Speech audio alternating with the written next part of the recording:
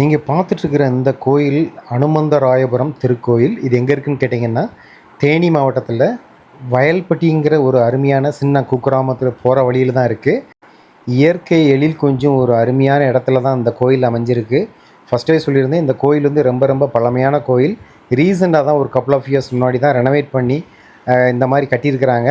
இந்த கோயில் வந்து பார்த்திங்கன்னா சுற்றி அருமையான வயல்வெளிகள், அதே மாதிரி பக்கத்துலேயே நல்ல ஒரு அருமையான ஆறு ஓடிக்கிட்டு இருக்குது. பக்கத்துலேயே ஒரு சின்ன குன்றுன்னு சொல்லுவாங்க, மலைத்தொடர்கள் இருக்குது. சுற்றி வயல்வெளிகள், அதே மாதிரி அடர்ந்த மரங்கள் இருக்கிறதுனால எப்போவுமே தென்றல் காற்று மனசுக்கு எப்போவுமே இதமாக இருக்கும். இந்த கோயிலை பொறுத்த வரைக்கும் என்ன விசேஷம்னு கேட்டிங்கன்னா, ஒரு 5 அடிக்கு இந்த கோயிலையே லிஃப்ட் பண்ணியிருக்கிறாங்க. நான் ஃபஸ்ட்டே சொல்லியிருந்தேன், பழைய கோயில் இருந்ததை ரெனோவேட் பண்ணி இப்போ வந்து இவ்வளோ பெரிய பிரம்மாண்டமாக கோயில் கட்டியிருக்கிறாங்க. இதுக்கு முன்னாடி சின்ன கோயிலாக இருந்தது, பழமையான கோயில், கல்வெட்டுகளில் இருந்த கோயிலாக இருந்தது.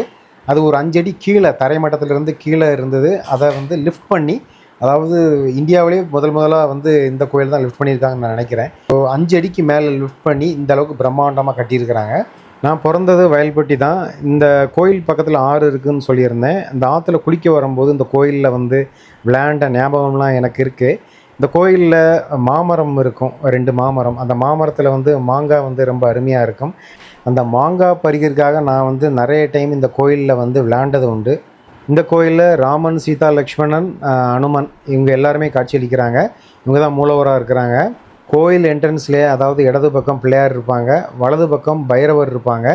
உள்ளே வந்ததுக்கப்புறம் பிரம்மாண்டமாக இந்த மாதிரி உங்களுக்கு மண்டபம் இருக்கும். இந்த மண்டபம் தாண்டி தான் வந்து மூலவர் சன்னிதானம் இருக்கும். இது பார்க்குறதுக்கு அருமையாக இருக்கும், நல்லா கட்டியிருப்பாங்க. இந்த கோயிலுக்கு அவுட் சைடுன்னு பார்த்தீங்கன்னா நிறைய வறண்டா மாதிரி நிறைய ஸ்பேஸ் இருக்கும். அதை தவிர்த்து ரோட்டு பக்கம் வந்து பார்த்திங்கன்னா நானல் கஃபேன்னு சொல்லிட்டு ஒரு ரெஸ்டாரண்ட் இருக்கும். நீங்கள் பார்த்துட்ருக்கிறது மூலவர் சன்னிதானத்தில் இருக்கிற அந்த மண்டபத்தில் மேலே, அதாவது ரூஃபில் வந்து பார்த்திங்கன்னா தசாவதாரம் உருவங்களே அழகாக செதுக்கியிருப்பாங்க. நீங்களே பாருங்கள், தத்துரூபமாக இருக்குது, ரொம்ப அருமையாக பண்ணியிருப்பாங்க. இதை பார்க்குறதுக்கே வந்து பார்த்திங்கன்னா ஒரு கண்கொள்ளா காட்சியாக இருக்கும். இந்த கோயில் வந்து பல ஏக்கர் பறந்து விரிஞ்சிருக்கு. இந்த கோயில் மட்டும் இல்லாமல் சுற்றி நிறைய இடங்கள் இருக்குது. இப்போ அன்னதானம் பண்ணுறதுக்குன்னே தனியாக ஒரு அமைப்பு வச்சுருக்கிறாங்க, ஷெட்டெல்லாம் போட்டு நிறைய பேருக்கு அன்னதானம் கொடுக்கலாம். நீங்கள் தேனி வந்தீங்கன்னா கண்டிப்பாக அந்த கோயிலை தாராளமாக விசிட் பண்ணுங்கள். வயல்பட்டி போகிற வழியில் இருக்குது, ஃபஸ்ட்டே சொல்லியிருந்தேன். பார்க்க வேண்டிய கோயில். நன்றி.